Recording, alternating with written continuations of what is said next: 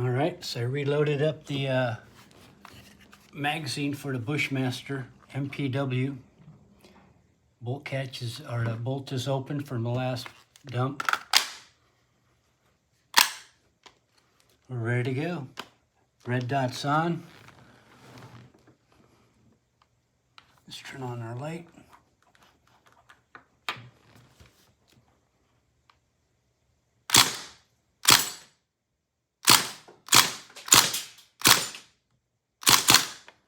Let's do full auto.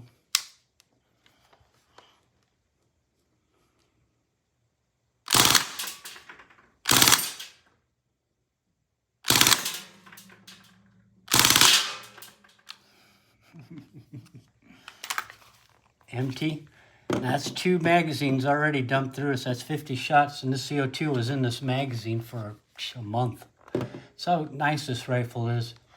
I do have some gun skins on the rails to smooth it out. As a lot of you guys that buy these know, they're kind of rough. You know, you need to almost smooth them out, and the gun skins really smooth it out. I even put it on the fake silencer. I have a little Fiachi red dot, reflex sight, Magpul furniture, pistol grip. I made it California compliant and pinned the stock